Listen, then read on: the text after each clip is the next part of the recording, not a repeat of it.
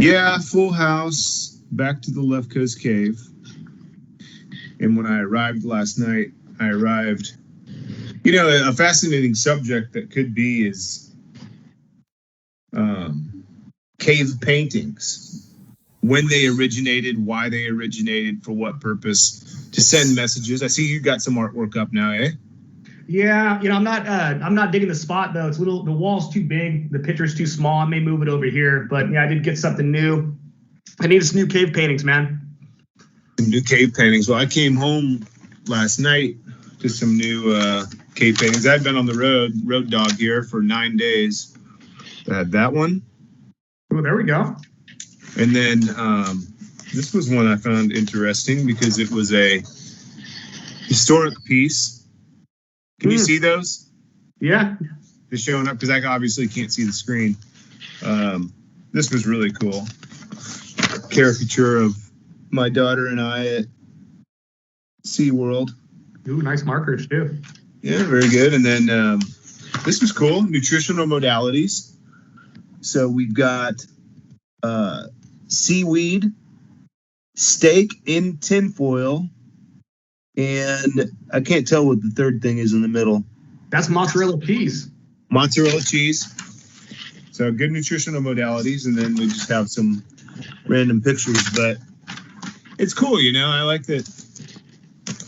Cave people have always over time scribbled and doodled, and it's cool that it's the things that are pictured, relationships, memories, trying to write down something, and it's fun, it's artistic, but it's also meaningful. It's like, what can I do for my dad as he's gone? I'm going to make artwork. Definitely something like in the human mind that says that's how we remember things or remember people or want to share with other people within our tribe and outside our tribe. I think there's something significant and worth looking into there as we proceed.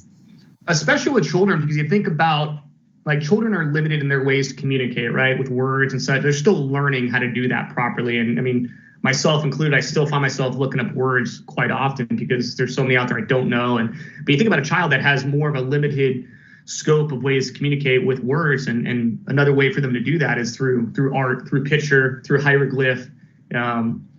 And for whatever reason, we lose that as we get older. Maybe it's because we become more skilled with written language and email and text message. But there's that magical time where, and I don't know when it ends exactly. My son's only, he's 8, and I still get them pretty regularly. So at what point do those artworks, those ways of communicating, start ceasing, and now it's more, conventional? Well, we do, and we did. Did it? Can you hear me? There we go. It seems like we did, and then now we've come full circle where we communicate in emojis and things of that nature. I'm not an emoji guy. I don't use the emojis, but we're definitely, I remember when I was studying linguistics and talking about how human communication has now almost regressed back to that, where we can communicate complex ideas through a series of just symbols. And even if I were to text you right now, LCC MFER, you'd know what I meant. Yeah. Like, but IT LCC MFER, you'd be like, it's time for LCC MFR. You know what time it is. It's like, well, I mean, so you mentioned regress, but would it be fair to say that maybe that's like a progression, because actually that's a more efficient way of communicating? Now, I appreciate written language and prose like anyone else, maybe more so than the average person. But man, and I remember when texting came out, I mean, to be blunt, I thought it was gay. And I was like, dude, don't text me, just fucking call me. Like, why are we doing this, right? Why are you making me read? And I thought it was really dumb. And whereas now, I'm like, dude, why are you calling me? Just text me. Like, it's more right. To me. It's more like at your leisure, you can read it, you can respond. There's no time constraint, but it is very efficient, as opposed to, other ways. So is it a regression? I don't know. It depends on how you look at it. It depends on what the key accomplishment is in that communication. And for instance, the pictures that I received, nobody can duplicate those. They communicate a time and place and love and memories and bonding and building and lessons and learning and nutritional modalities and new experiences. All of that is packaged into this character. But if you think of, we progressed in efficiency? Perhaps.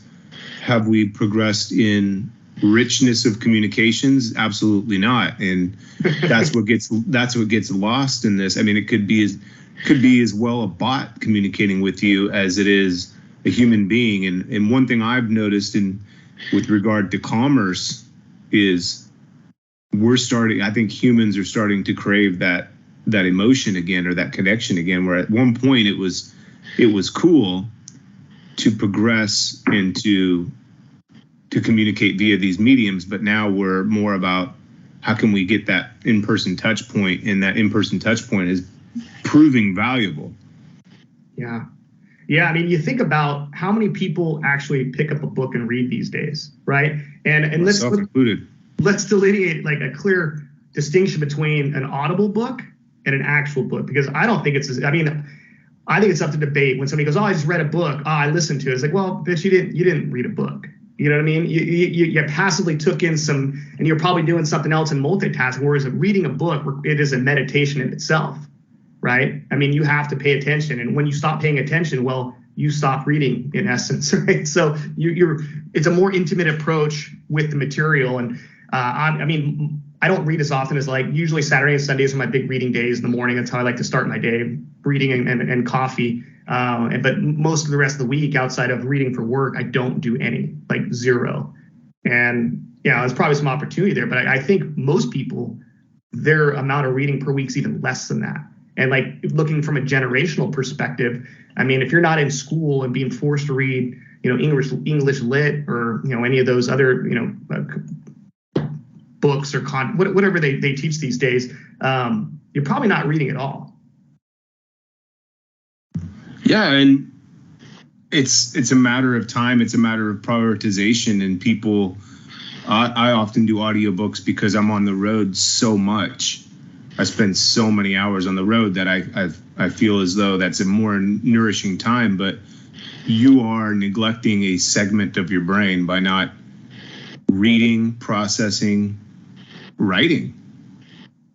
You inspire me, and this year it's definitely, I'm still in the purging process. We've talked the last couple casts, 50 and 51. This is LCC Left Coast Caveman cast number 52, discussing nutritional modalities, fitness modalities, and mentalities for supreme being through modern hunting and gathering. And it's a progression, it's a process, it's a path. And we've talked over the last couple about this process of purging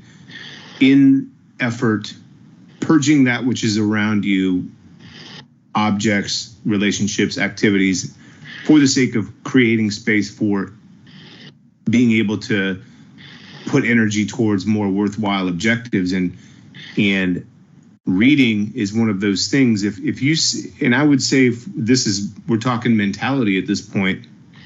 If you can utter the words, I should read more. If you have the thought, I need to read more. If you feel as though your life is diminished by not reading more, then read more.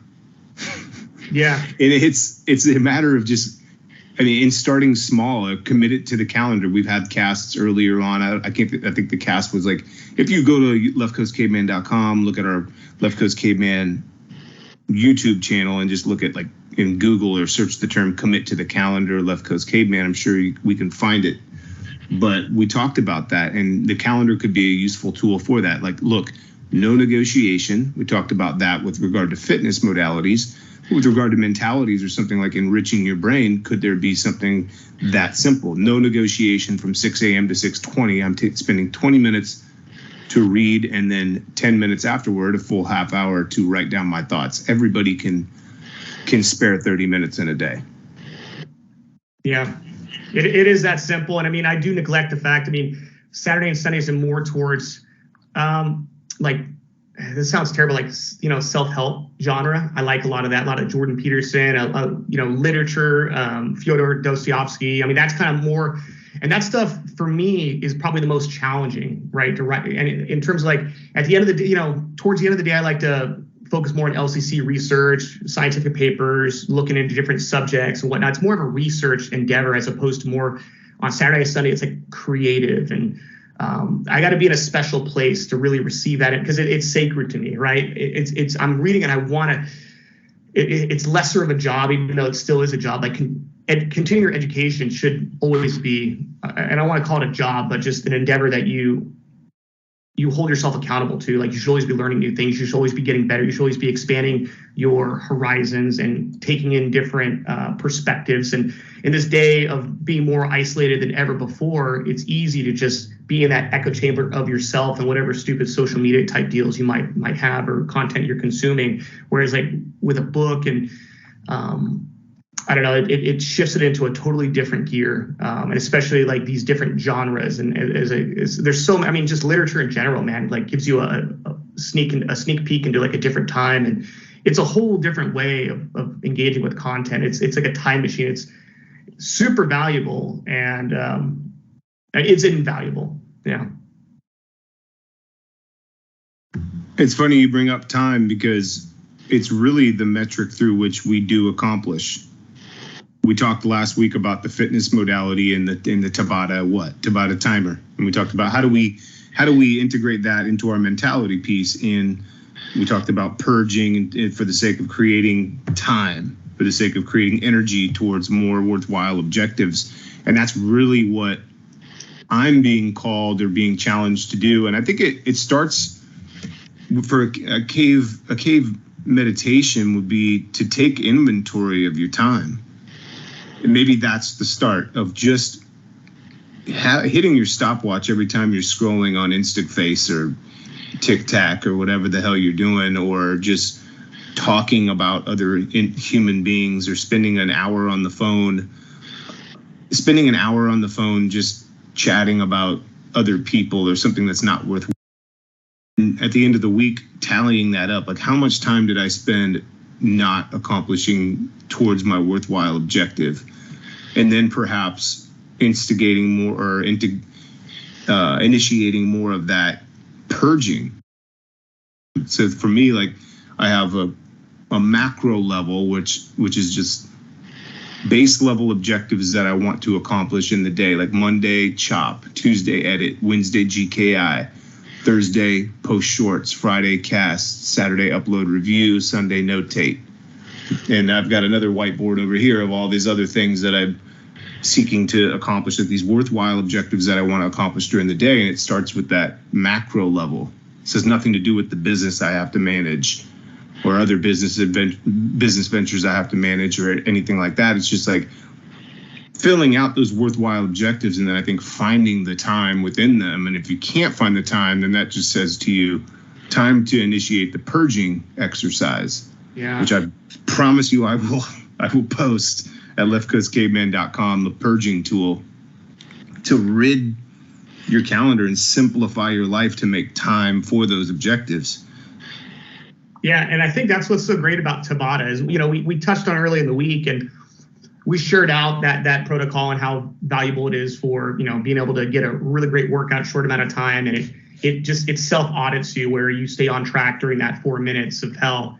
And, how to extend that segmentation, that way of making it concrete into other things in life is, once again, you can't fit everything into a 4 minute block, but I think there is something to, like, it's almost like it's like a self-coach. You don't have to have somebody there with a stopwatch, like it does it for you. And so how many other things in life can you automate to that degree where you're held to stay on track? And once that time's all right, it's over. I mean, once that Tabata's over, let me tell you, I'm not thinking, no, I want to do more. Let me get some more in, right? I mean, it's okay, it's over. It's fucking done. I'm moving on, right? And so how do you do that to other aspects of your life in an aim to be more efficient and to optimize, your time, quality of time, and what you're getting out of it?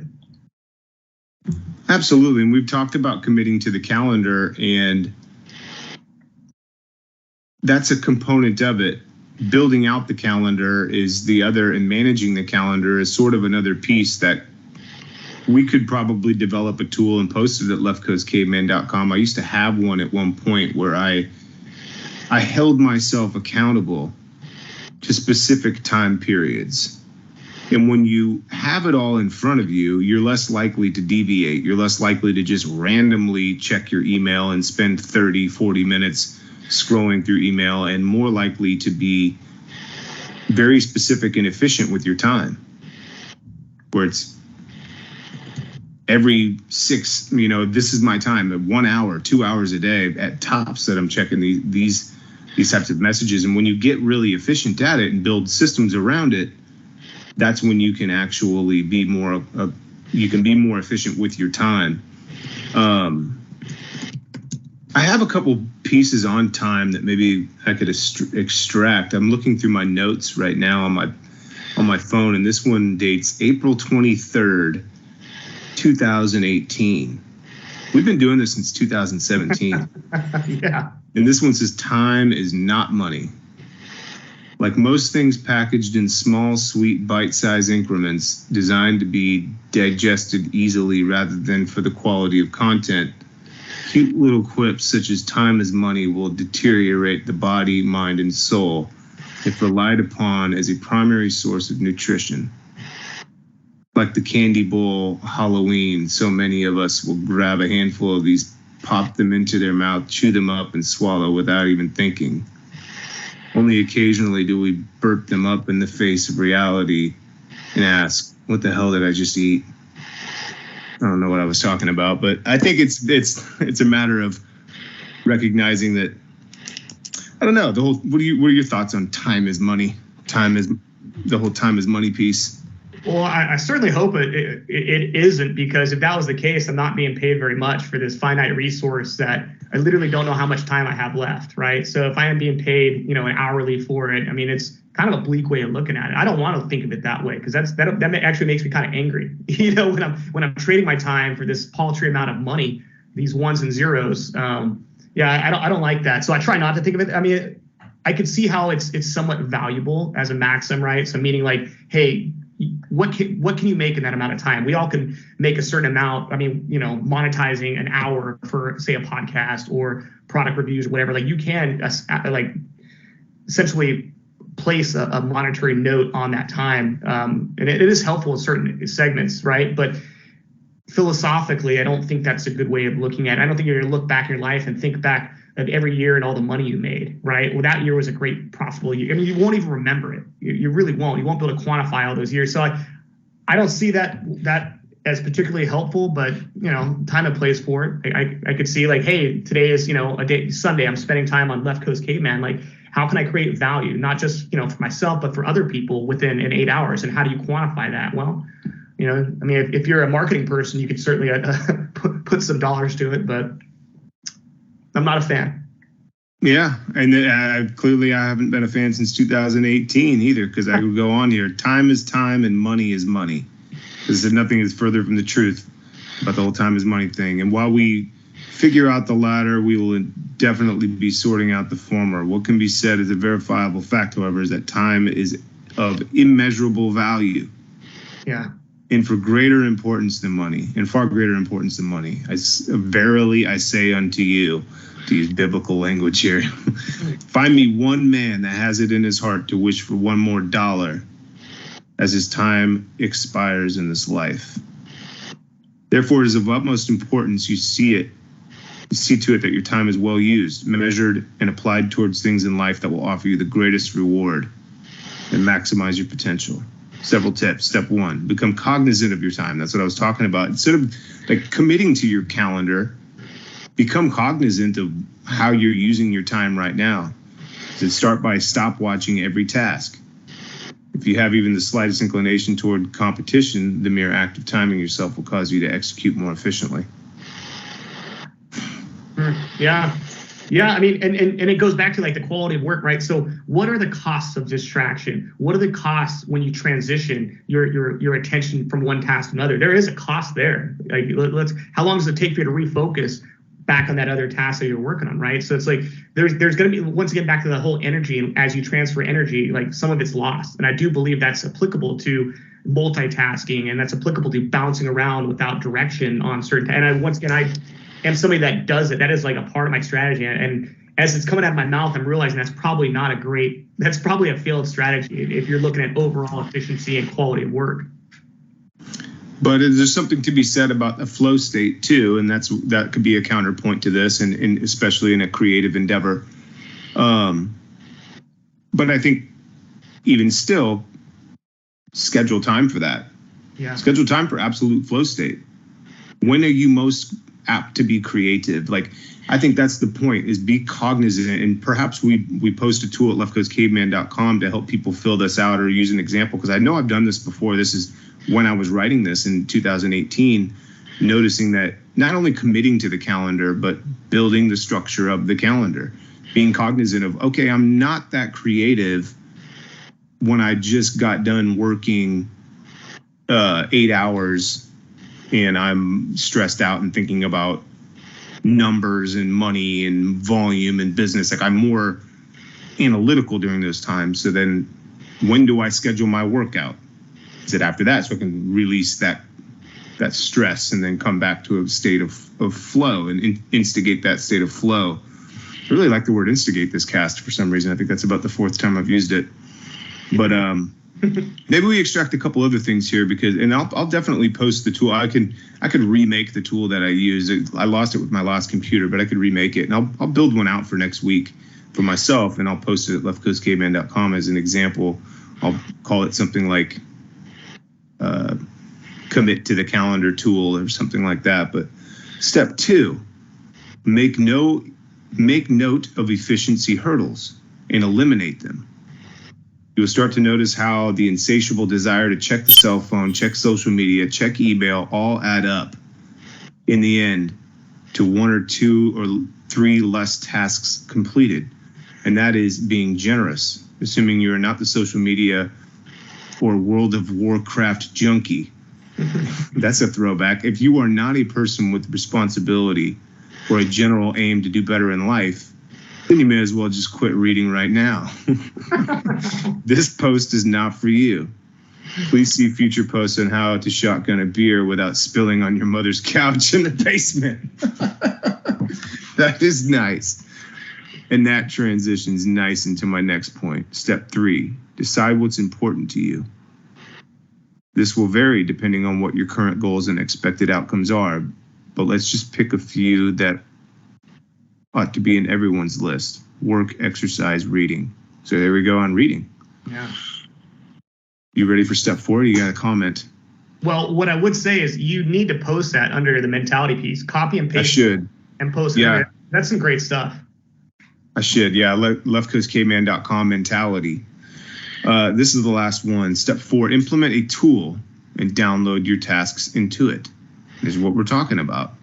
Delineate between work-related tasks and personal enrichment tasks, and allocate time in 15, 30, 45, 60, 90-minute increments. Don't focus so much on when you will accomplish these tasks.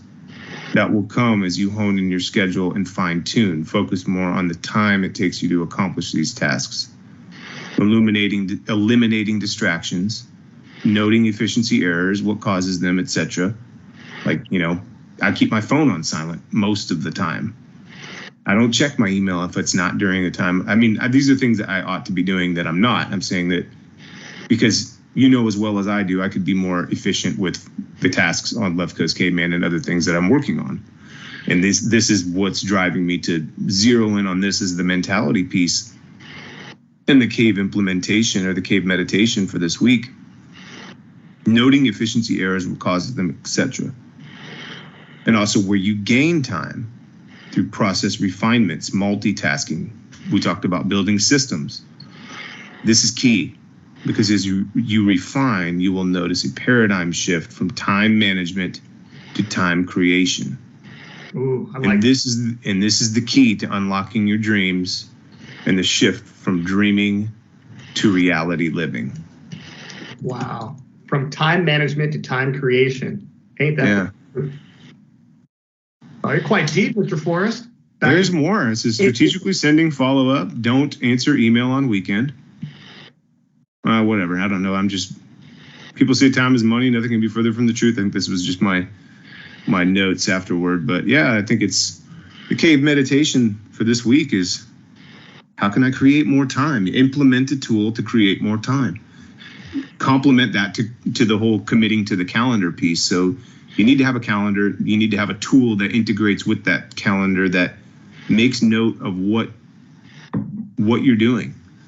And taking note of these actions, kind of part of that purge mentality, I would say, is making sure that you have a good idea of what you want to do and that you toggle that or use that as some sort of an interfacing between what you're doing with your time. Yeah, and I think, I mean, most people that are maybe outside of the corporate lifestyle are probably less or so familiar with, calendars and I hate that saying that if it's not in my calendar, it's not happening. But it is true, right? Myself included, if hey, we got a meeting next week. If it's not on my calendar, I'm going to fucking forget because chances are it's not that important anyways. I'm not that into it. But if it's on my calendar, it's back to your point, non-negotiable. And it's something I'll actually plan around. I'll look, every day when I start my day, one of the top things I do within the first 10 minutes is I check my calendar and make sure I didn't fuck up. Make sure I don't have a call upcoming that I need to prepare for. Make sure, okay, how much time do I have till my next call? And so we're obviously already pretty acquainted with calendars and how it structures our day. And I think I'm going to get better at doing that. Like, if, for instance, segmenting out, and what I'm trying to say here is like segmenting out the tasks that you do throughout the day. Like, 7:30 to 8 o'clock, I'm going to review the day's numbers. I'm going to get acquainted with the day's numbers and be prepared to speak to it if I were to receive a phone call regarding those numbers or whatnot, and also understanding the trends of the business. And so, for anybody that's maybe outside the realm of the corporate work life, who doesn't maybe, isn't as acquainted with calendars, everybody has a phone, and in these phones, they come equipped with calendars. And so maybe it's the simplest thing to do is just build out a few key activities you're going to do. Don't put in like eat. You can, I guess that is something we all do. But put like, hey man, like 6 to 7, I have, jiu-jitsu class. Boom. That's a concrete one. Put that in there. Right. And get in the habit of maybe adding in a few other key, tie downs throughout the day. I don't know, 10 to 11 is I don't know, pick up my kids from school or, whatever this. And I think as you build those out, then you're going to see those gaps in between and you can start filling those in. Oh yeah, I want to read more. So maybe I'll put, 8 to 8:30 that's my reading time before bed. Or I think I could help out. And I'm not a fan of having alarms. But, for some, it could be helpful just to stay on track because it's very easy to get lost before you know it. Oh, it's 10:30. Fuck. Okay. I didn't do any of that stuff. But if you have a little vibration, with my phone, I do have I don't have notifications on, but I do have vibrations. If there's something that comes up, like, LCC, our cast, that definitely comes up 15 minutes prior. And I'm aware, oh yeah, whatever I'm doing, man, just be prepared. That's coming up. So, and it's helpful for me. And I'll bet for a lot of other folks that are just less in tune with calendars, that could be a great way to try it out and see how it affects your life. And who knows what kind of efficiencies you might find from that. Efficiency is key, and not only that is just productivity, because we talk about this in the couch of left coast caveman mentality, non-negotiable, how it applies to fitness modalities. Can you guarantee that you're going to be in the best shape of your life at some point in your life?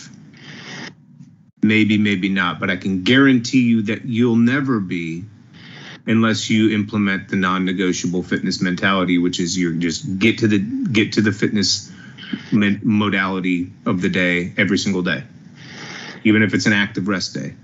Every day. It's the same thing with regard to the mentality piece. Have an idea of what you want your life to do, what you want to accomplish in this life, worthwhile goals for us, Left Coast Caveman, among other projects. And had we not scheduled time, committed to the calendar, remained consistent, set aside that time and made it happen, can guarantee you that we wouldn't be receiving the comments and the questions and the feedback that we're now receiving. And then it will just continue to build as we put it out there and as we continue to be more efficient with our time. Well, what can we do throughout the week? How do we create more time?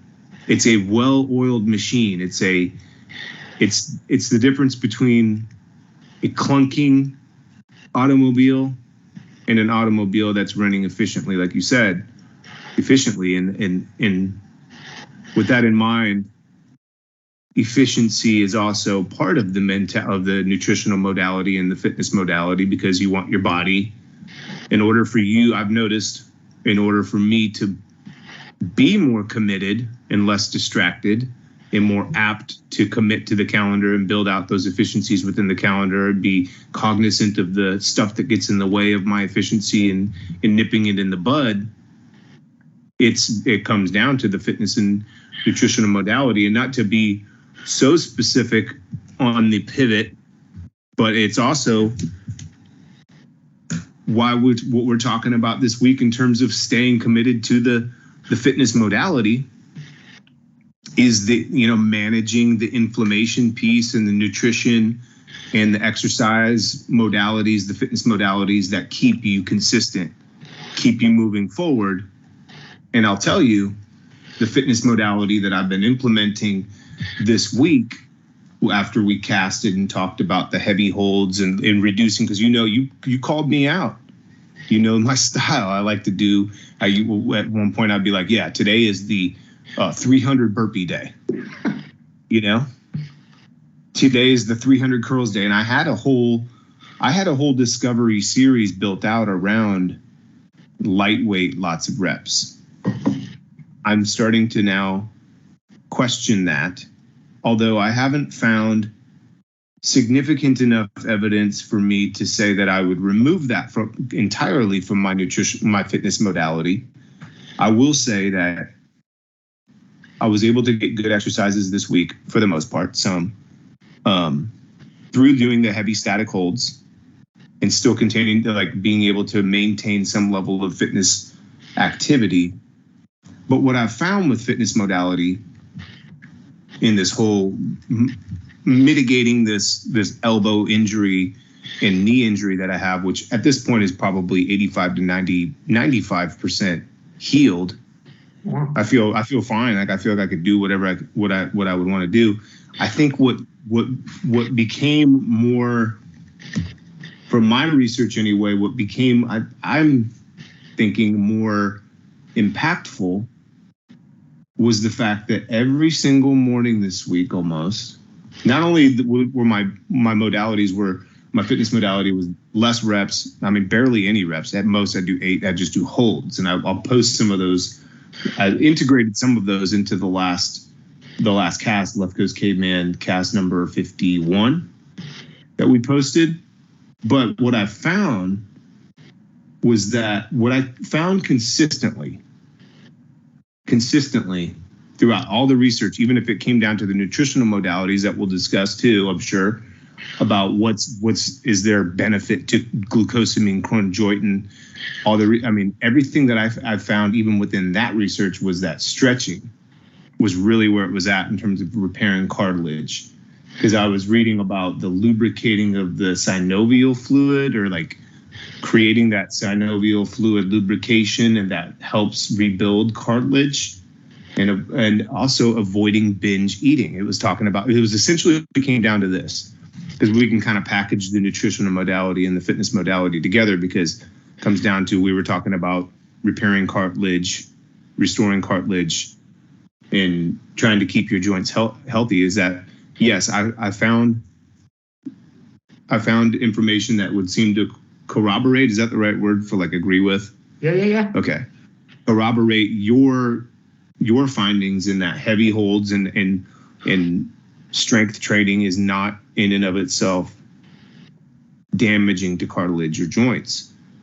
It's what I'm finding is that lack of stretching and poor nutrition is, more than anything, the two culprits for deterioration of cartilage and joint health.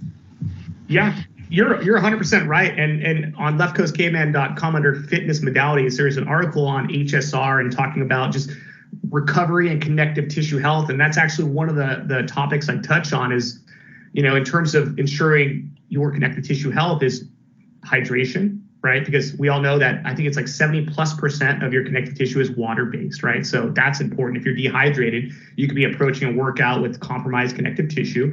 And then also nutrition, right? Ensuring that you have the proper building blocks to rebuild and to recover. And that's usually one of the biggest issues with like connective tissue degradation is the fact that you're not resting enough. And I believe they said it's like about 3 days for your collagen to like repair, your tissues to repair after a workout. Now, of course, we're not often going to take a 3-day workout one day and, rest 3 days. But you think about if you're doing a lot of repetitive movements and you are training like an animal, which has its time and place, and I love training like an animal, but that wear and tear doesn't allow for your collagen to turn over. It doesn't allow for repair, proper cross-threadings of the collagen fibrils. And you can leave yourself vulnerable for an injury, eventually a blowout or, a nagging tendinopathy that we've all experienced, we're all going to experience, where you're just like, ow, it hurts when I do this. Ow, it hurts, the tennis elbow, the knee, just the weird. And when you're younger, you can get away with it. We all know that. But as you get into those 30s and beyond, you have to be a lot more intentional with how you train and how you recover. And recovery is like an art in itself. And that was a big theme that I got from this book called Play On. It was a book all about how to continue to play the game the longest, and talking about all those great sports players that have done it well into their later years when so many others have had catastrophic injuries that have cut careers short. It's like, well, there's an art to it. There's a strategy to it.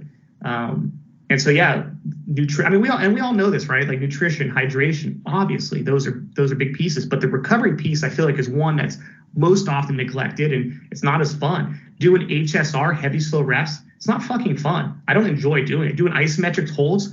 I was doing some earlier today for my workout. One of the things I like to, especially when I'm lift with kettlebells and anything that's somewhat heavier, is I do the McGill 3, the big 3. And there's actually an article under Left Coast Caveman Fitness Modalities as well that talks about what the McGill Big 3 is and what it does for you. But it's essentially, and I made that connection today in preparation for this talk, is that is essentially isometric movements, all 3 of those. And it's all about priming your core to stabilize so that you can, brace properly when lifting heavy weights. But all of it's essentially based off of isometrics. And I was like, oh my goodness, how did I not see this before? Like you're essentially you're incorporating that prehab training before you even, and all the amazing cues it does for you as well in terms of, structure and such and protecting yourself. But also there's a prehab and a recovery aspect to that as well. And I thought that was really interesting and a great time for today. Yeah, it definitely is. And I was hoping that you were going to go on for a solid at least 30 more seconds so I could pull up leftcoastcaveman.com and reference the article that you wrote. Oh, we'll keep going. Yeah, I'll talk a little bit about it. So like what HSR is, heavy, slow repetition. I mean, it's exactly what it sounds like, right? And there's all sorts of different modalities around it. Some people say you need to, a 10-second on the, so the concentric portion of a movement is when you're like, imagine a curl and you're curling up, right? You got the weight and you're bringing it up to yourself. That's the concentric portion of the movement. And then the eccentric is like essentially fighting against gravity, right? There's that reversal of it. And so HSR is more, it is both slow in terms of like the concentric and the eccentric, but some people, they just focus more on the eccentric, which once again, it's nuanced and some people claim different, pros of that and cons of that. But just for this conversation, HSR, when we talk about load, it's heavy and slow, right? So it's going to be defined as like 70% of your 1 rep max. And then at tempo, one of the tempos that was cited in the studies I looked at was 30 reps per minute being ideal. Now, I think that's still a little fast. And then I saw another source from a book. I call it kind of the Bible. It's called, let me pull it up, right? What is it called? It's called Built from Broken by Scott Hogan. And I absolutely love this book. And it's changed my life in terms of how I work out, how I recover. And there's much of the material I get and I cite is definitely from Mr. Hogan. And he talks about that, 3 to 5 second eccentric is slow enough. It's a bit slower than that 30 reps per minute. And he calls that ideal. So I think it's one of those things where you'll just have to try it on your own and find what works best for you. But I think anytime you're focusing on that eccentric, you're halfway there. That's it right there. That's the meditation of the workout, just getting slow. And because that connective tissue, it's stimulated differently than muscular tissue is, right? And so it adapts differently. And so it's most responsive to heavy stimulation with long strain durations. And we know that like your muscle, there's many other ways to build up your muscle. You can do power work, you can do max strength work, you can do high rep work. There's all sorts of different ways to stimulate adaptation, but the connective tissue is very specific in how it's going to respond. So that's one thing to keep in mind. So you can almost think of that connective tissue like you have to train it differently than your muscular tissue. And so, and the good news is as you're doing that, you're also training your muscular tissue, right? So you're kind of getting two birds stoned at one time. Getting two birds stoned at one time. That's hilarious. Yeah, I think it's similar to the mentality piece.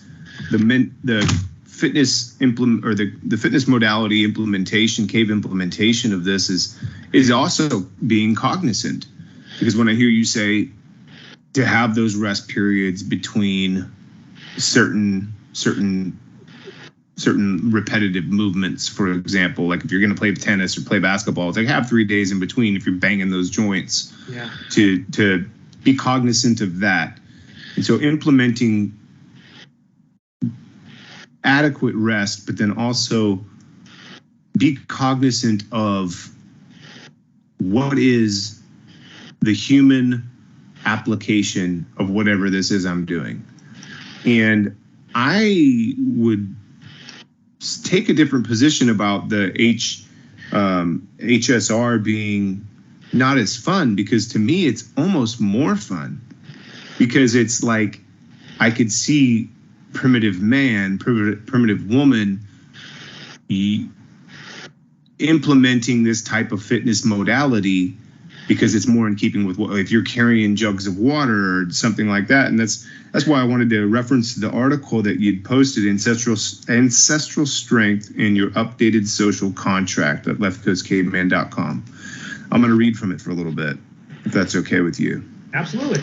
Because I think this is pertinent to the fitness modality implementation, cave implementation this week, of being cognizant of the ancestral application of whatever it is you're doing. And of course, if we're talking joint health, implementing more HSR, heavy slow reps, implementing more time in between repetitive movements or banging of the joints with the 3-day benchmark in place. I think that's in its simplest form the cave implementation of being more cognizant and caring after your joint health. But often we come across claims as to what defined our past progenitors. Yep. Fitness. Is progenitors just ancestral people? Greater than 10,000 years ago. And of course, these are all unfounded conjectures based in comparison of what we know of fitness today. Bone samples and possibly referencing isolated tribes that have somehow skipped the assimilation of post-industrialism. I myself often contemplate our ancestors, imagining what a day of hunting and gathering may have looked like, with the presuppositional themes defined as unstructured and chaotic, driven by movement and resourcing that was intermittent. There you go. There's like the space in between, implementing that.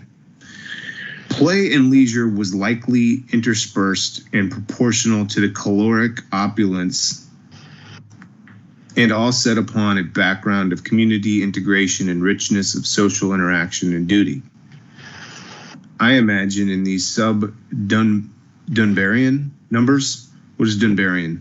So Dunbar's number, it talks about how we have a hard time keeping track of relationships over 150, and so they think that was might have been one of the magic numbers for tribes. They didn't get much bigger than 150. So, and they defined that, Dunbar defined it as if you went into a bar and you see somebody that you would sit and have a drink with them, right? And usually we can't keep track of more than 150 of those type of relationships in terms of closeness. Okay.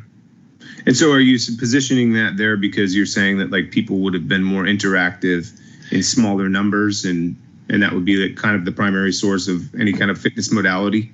Yeah, you think about in the day of today, we keep, there's so much anonymousness in terms of all the people we interact with on a daily, right? It's just, so we presuppose that these relationships, these lifestyles that we led were in communities at all times. We weren't often interacting in like non-communal type forms of, of play, of work. I mean, it was so interconnected. Time. I mean, once again, today, I literally interacted with nobody outside of you. You know what I mean? Think about that. Yeah. Yeah, I see what you mean. And that's what you go on to say.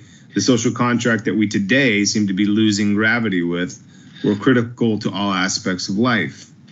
There was limited dispersion of responsibility and reputation was king. I surmise fitness was not trained, but lived. And I love that line. And that's what I mean, I think that sums up our fitness implementation of this fitness modality is living fitness, not being trained, but lived.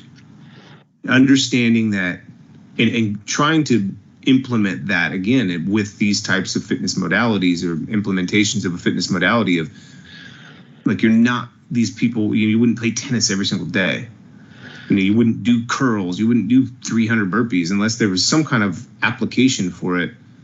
I mean, there's an application for it for me. I was training for an event and I'm trying to get my body. It was part of a discovery series where I thought, well, why do I even touch a weight if I can't do 300 burpees? But you've always told me, look, that's not good for your joints. It's not something that would be beneficial. And look who's got joint issues. So a tweaking of my game. I'll read the rest of this paragraph, but I really wanted, that was the point I was wanting to get to. Fitness was not trained, but lived. Hunting and gathering being a periodized cycle of activities that stimulated strength, endurance, balance, speed, flexibility, and power. From coordinated hunting expeditions with the group, slow and steady migration or gathering during times of bloom, carrying heavy slabs of meat, sprinting after game, fighting other men, or perhaps in wrestled play. Lives built upon sustainability activities that have since been transmogrified. What's transmogrified mean? Just changed? Yeah, you've been reading some Peterson for sure. Transmogrified to grocery store foraging. That's what we promote here, I guess, at leftcoastcaveman.com. Modern hunting and gathering. Socialization through streaming services and corporate mild-mannered hunting of conference calls and KPIs. I'm not sure anyone would disagree with the corollary that our past relatives were very fit and capable. So, yeah, I wanted to read that because I think it's right in line with what we're talking about in terms of joint and cartilage repair and or, let's say, maintenance or being cognizant of your fitness modality and implementing, I would say, that repetitive movement. Say you want to do this, like never do curls, but like maybe don't do curls every day. Maybe don't do 300 of them. And I like the HSR, heavy slow reps. I think that that's pertinent to what primitive man would have done. If you're carrying a big slab of meat, you got to heavy hold an object for a long period of time, or you need to be if you were a builder, you would have to be able to hold and carry heavy pieces of irregular shaped objects. Trying to do some of that and implement some of that into your fitness modality would be the cave implementation of this specific modality. And if you think about how we became bipedal, I mean, once again, it's all based off conjecture, right? And that's kind of one of the pieces that article was, we have ideas of what life is like, but we really don't know. And the only thing we can base it off of, well, how it is today and how it might have been if we subtract a few of the modern conveniences. And so you think about like how we became bipedal. We know that for a time, long past, we were like, like a gorilla almost, like using our hands and our legs to move. But we became bipedal because we would grab items and we would sprint from tree to tree, like in the forest and whatnot. And so we were like, you think from the ancient times, we were carrying things in this isometric way and using our legs to move, right? And it's like, I don't know, that thought, how to put that into movement. I mean, I think about it when I do like farmers carries, for instance, a big heavy kettlebell on one side, you're working it's a unilateral type movement and you're just walking with a heavy kettlebell in one hand. And that's such a great way to, build, hip stability, and you're working your core, and just, it's a really great exercise. And like how ancient that is right there, just walking with something heavy. That's maybe why we all love backpacking, well, maybe not we all love backpacking, but you get out backpacking for a little bit, it's pretty fun, right? You're literally like moving a load all day long. And this is this activity that we volunteer to do, right? Whereas it was at one time or another, like literally what we did. And that's like fitness was a part of life. And I think that's really interesting.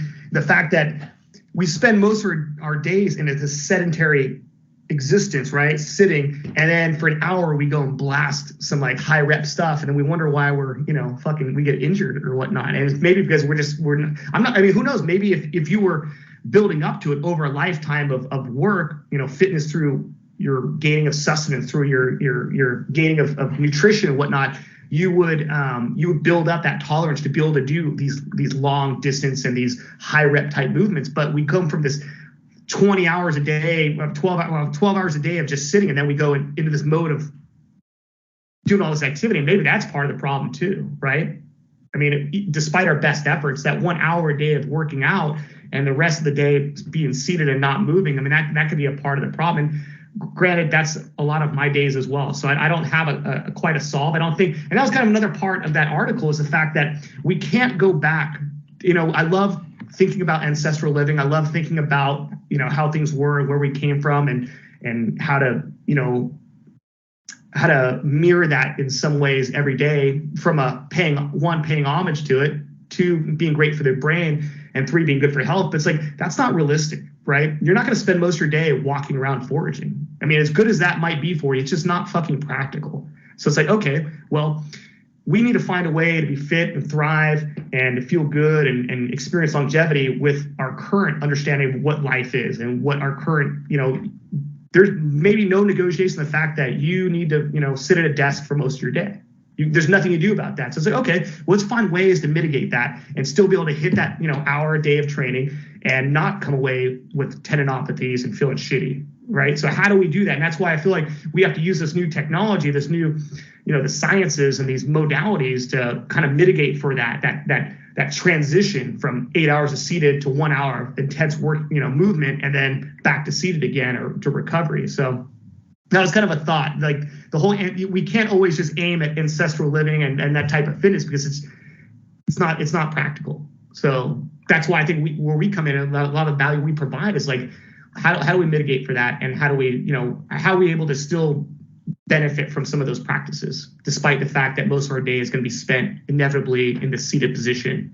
Now, granted, there's some, I've been putting thought into it as well.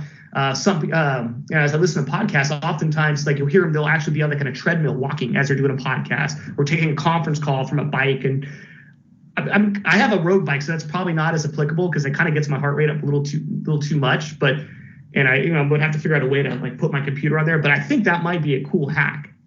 I really do, in terms of like and we've talked about before, the amount of work and caloric burn, and just zone 2, some very easy type.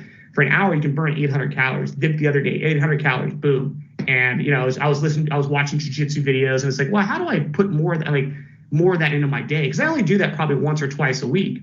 So it's like, how could I maybe integrate that into my work day? And I'll have to put out some content around that, and maybe some planning around it. But I do think there could be some really cool implications for that type of integration to kind of solve that problem that it just posed. Yep. We are the integration. We are that technology, or that mechanism that you speak of. That's why we are left coast caveman. We are not 100% in the ancestral world. We are how to do the modern hunting and gathering, and that's what we're trying to capture here is being that mitigation. And so I will go on record as to saying today was a very bum day for me, where I didn't do any. I was pretty much working all day, and mostly all week, where I was just glued to the desk. It was one of those times. And you've seen. So let's see. 3,000 calories burned, 3,191. I will use that as a benchmark. And let's say Monday, I will, every conference call I'm on, I'll be walking. I will take every phone call on my feet. I will, if I'm doing any kind of conference call or anything of that nature, I'll make sure I'm either on a bike or on my feet and see what the caloric burn difference is. And so topics of future conversation, hiking. I think that's important. How often should we be hiking? What is that primal need that you speak of to strap something on your back and walk? How often should we be doing that? And this mitigation tactics of the desk worker or the traveling salesman, such as myself. And I have several modalities that I've shared. I can't remember where I've posted them and when, but the traveling salesman in the car. You're sitting for long periods of time. What do? You set some kind of a benchmark for every 20. At one point I was doing every mile, I owed myself a push-up or some sort of exercise with either it's a push-up or a sit-up or a squat or bring a kettlebell in my car, a weight in my car, a medicine ball in my car, and I owe myself for every mile. So let's say I do 30 miles and maybe I do 100 miles, I pull over and then do my 100 reps. Kind of counter to what we were just talking about, but also in the same thread. I think there's room for both.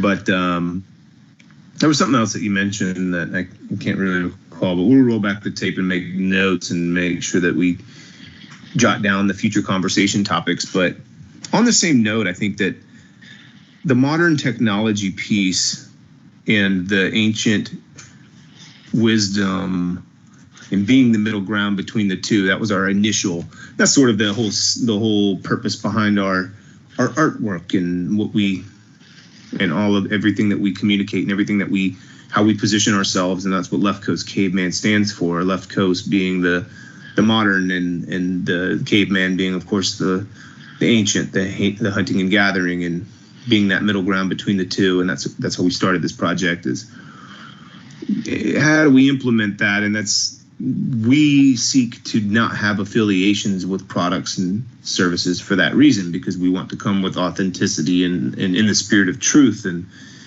in this week's nutritional modality research, when we were talking about joint health, and we thought that it would be appropriate to study a little bit about glucosamine and chondroitin, as that often comes up in the topic of joint health. And last week we talked about a home remedy for joint health, which includes, CBD and turmeric and these kind of things that can mitigate some of the joint pain, let's say, or inflammation.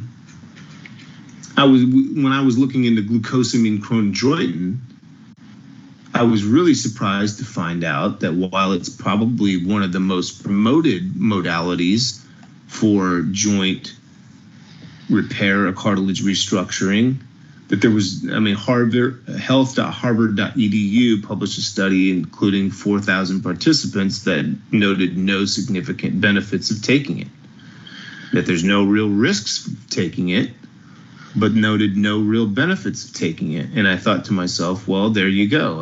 How many times are people duped by the medical or the supplement industry to spending 40, 50, 25, 35, 45, 55, up to upwards of $60 on a bottle of something that's often promoted as impactful, when I started researching more on just natural remedies. And turmeric obviously comes up, and that's where I think the ancient wisdom is still applicable. It's like, look, what we're trying to find is food.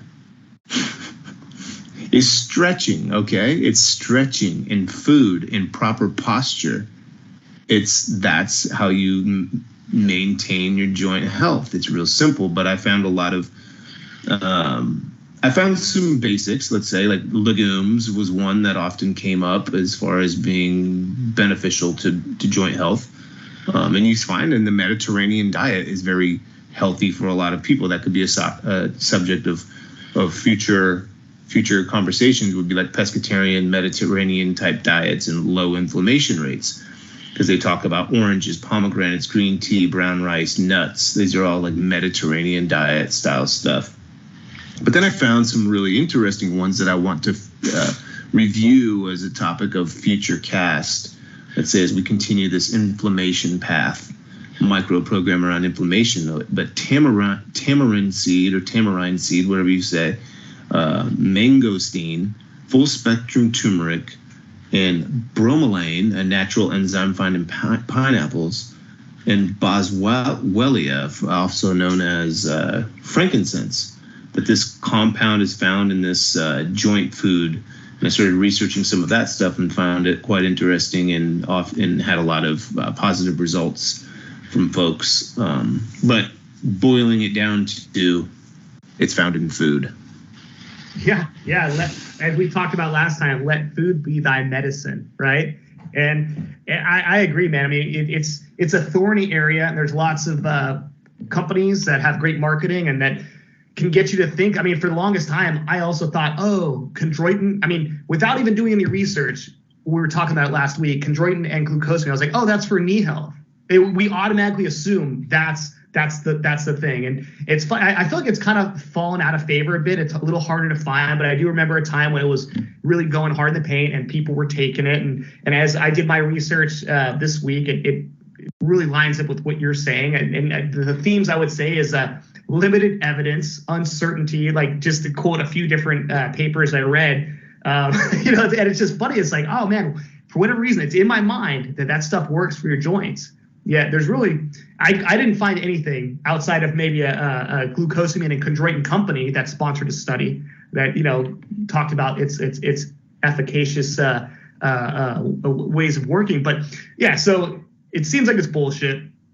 To be determined. I'm probably not going to go out and buy any. But you mentioned boswelia. Now it's an interesting one. Also, I was actually supplementing with that for a bit, and the boswelia I was using actually came with a mix of turmeric in the capsule as well.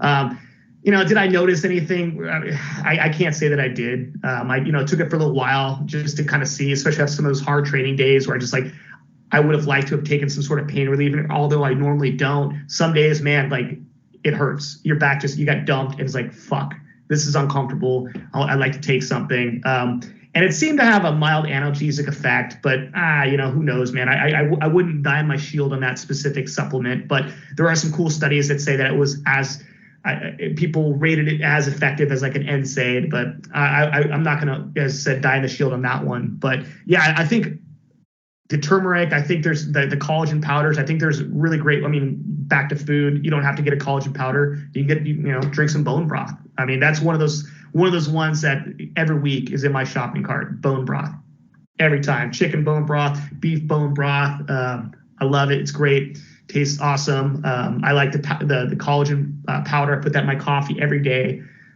These are. I mean, joint health is so important, and I go pretty hard when it comes to with my jiu-jitsu training, road work.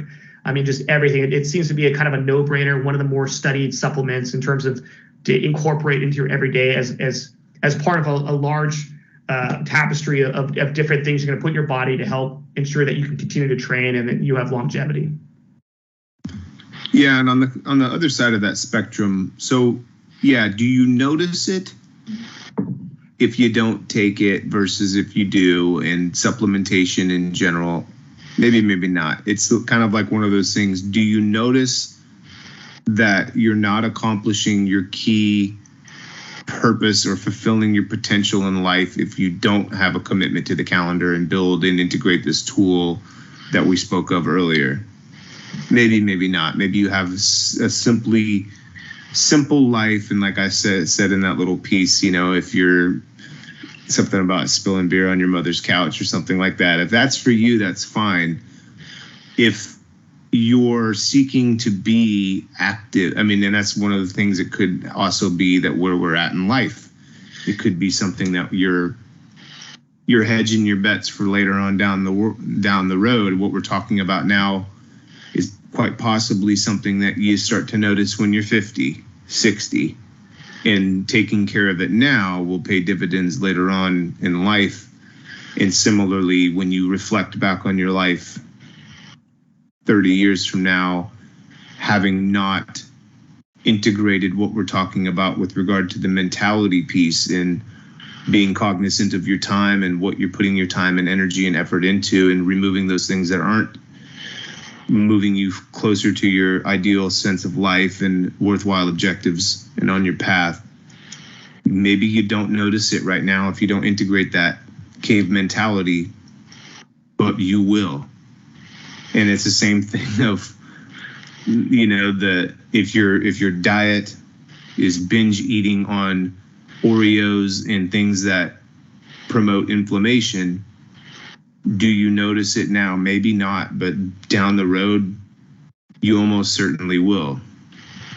And so it's one of those things that when you're talking about this three-piece combo, which is the mentality of both kind of packaging again the purging mentality, but also integrating into that calendar, the commitment of the calendar, specific times that you're going to implement, and being cognizant and intentional with your time,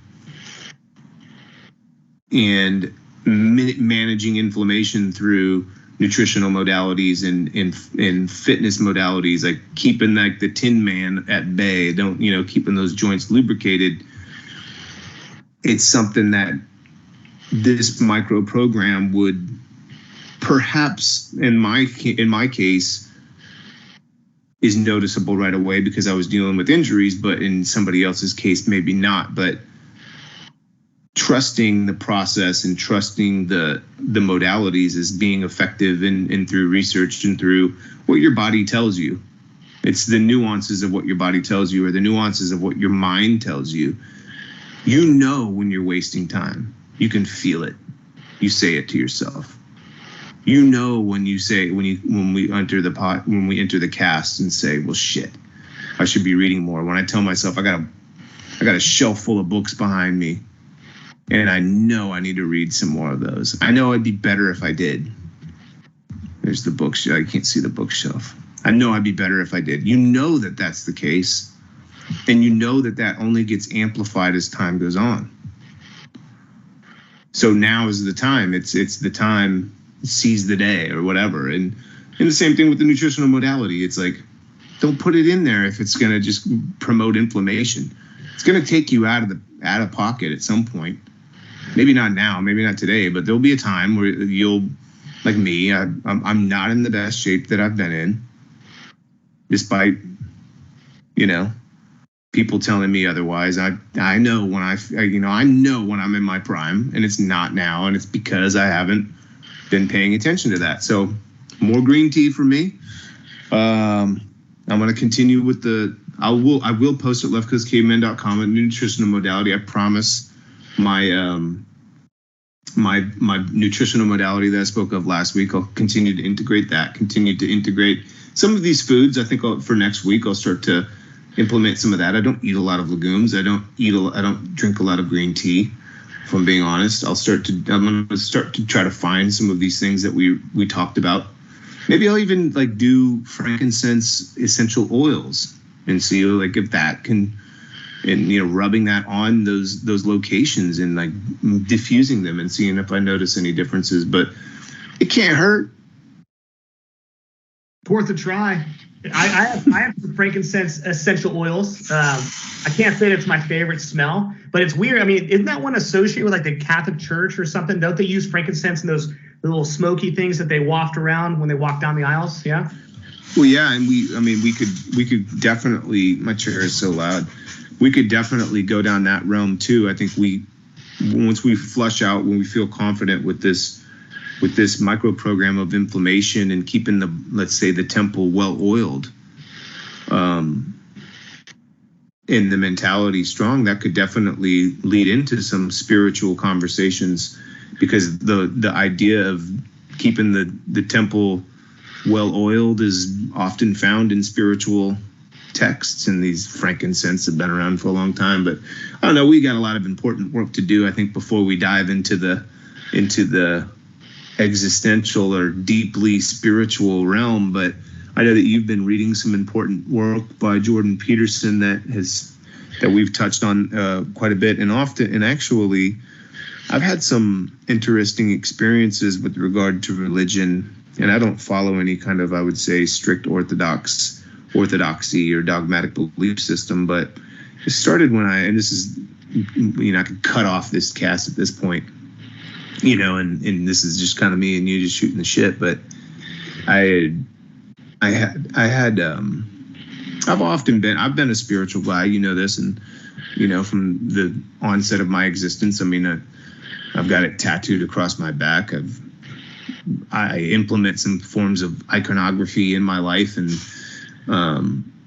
feel like there's some kind of greater purpose or meaning to it all, and this and that. But I started to kind of delve into the research of, I'm sure you went through the school system here in California, the left coast, and my daughter is now going through that whole mission project and having to build out the missions and see that Father Junipero Serra, and he was 56, I think, or 65. Maybe he was like in his 60s when he first started out. Like, he figured out his path in life and his worthwhile objective, and like implemented the non-negotiable mindset and mentality that we talk about, and just went for it, and pretty much discovered California because of it. And like San Jose, Sacramento, San Francisco, all of these saint cities. And I started really thinking about that and like their purpose and their drive. It was spiritual in essence. It was not quite religious. It was religious, but it was also just spiritual.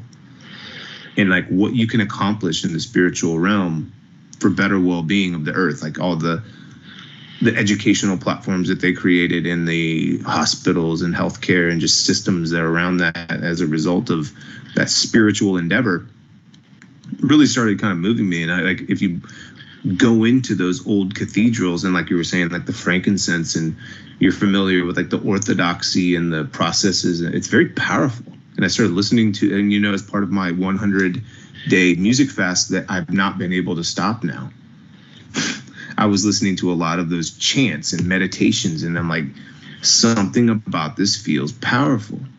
It feels like they're in another dimension talking about other stuff that I'm not aware of. And yeah, some crazy stuff kind of happened to me, like as a result of it, in terms of like people reaching out to me and saying like, hey man, like the spirit just told me that I should call you. Just like 2 people this week, which I found that weren't connected in any way. And I just thought, that's interesting, man. Something to think about. Yeah, I mean, how can you not, if you really contemplate like life and existence, and if you don't come away with some spiritual sense, I don't think you're concentrating enough on like how absurd all this fucking is, right? If you don't put enough thought and just concentration on how absurd, how fucking weird all this is, like you're not thinking deeply. I think you're distracted, and these are all these it's weird. I constantly find myself in a state of weirdness with all of it. It's insane. It's absolutely. And so like religion is a way of maybe celebrating that, of maybe acknowledging that. I mean, there's millions of different ways to look at religion and that those organizations and how they help and how they hurt, or however you want to look at it. But yeah, man. I mean, I'm not a religious person per se, but like, and it sounds hackneyed to say, but I'm spiritual, bro. But I'm just paying attention. I'm just thoughtful about all of this that came before, that will come after me, and right now. And to use an antiquated term, it's fucking queer. Like it is just, it's wild, man. And if you think about it long enough, you sit there and concentrate on it, I think you'll come away with a similar feeling of absurdity. Yeah, and I think this definitely needs to be discussed at some point, because call it absurdity, call it obscurity, call it just the unfathomable recognition, a recognition that is unfathomable or undescribable, and yet also recognizing that the way that it's described or celebrated through dogmatic systems is missing the point too. It's like, what do we do with this stuff? Peterson has great work on it. He's probably one of the only people that, or besides him and some other people that have really, I think, identified it in a way that resonates with me. But I think to be determined, and I think it's, or to be future discussed. I think that even what we're doing here at Left Coast Caveman is it could be taken as an iteration of something like that, a recognition of life is meaningful, your life is meaningful, my life is meaningful. We recognize similarities in that meaningfulness together and want to build community around it. And other people's lives are meaningful, and we want to invite them to recognize that and implement this into their life for the sake of better well-being, for the sake of existing on this planet in a way that is peaceful and meaningful and joyful, and all of the things that religion seeks to accomplish, but sometimes does, sometimes doesn't. I'm not suggesting that this is a religion. I'm not suggesting that this should replace that. I'm just saying that it's on the same thread, that it's seeking meaning in life because we could recognize that it's meaningful, and that it's better if you do, and that it's better if you are paying attention, like you're saying, that it's far better than anything else that supplements it, that distracts you from the reality of it, because it's comedy, it's tragedy, it's yin and yang, it's that's where life is. It's sadness and love. It's everything that we seek to accomplish, and it's the fight that makes it worthwhile. That's why you see people like the Presley family who just lost Lisa Marie and her son, committed suicide. It's like you're talking about people who have fortune, who have fame, who have everything that common people would want, but something's missing. They don't have the purpose, they don't have the fight, they don't have the hardship, they don't have the necessity for implementing the calendar. Everything's done for them. What else do you need, sir? It's like, God help me if that ever happens to us. I need the fight. I need it. I mean, I'll figure out something to do with it if it ever does. Trust me. But it's what makes life meaningful. And it's on the same thread as religion. Hardship. I mean, why do you think that some of the major religions deal with that alone? Suffering. And it puts it right in the middle of it, square on a cross. Sacrifice for the sake of a greater good. Not pleasure, not any of that stuff. It's denying yourself for the sake of a greater purpose and working hard at it, That's what we're here to do. That's what we're here to do. I don't think there's anything greater that could follow that, Mark. That might be a good stop point right there. I like that. All right, then cheers to that, and I'll get this thing posted, get this thing downloaded and posted tomorrow, brother. Well said, sir. All right. Have a good night. Night. See ya.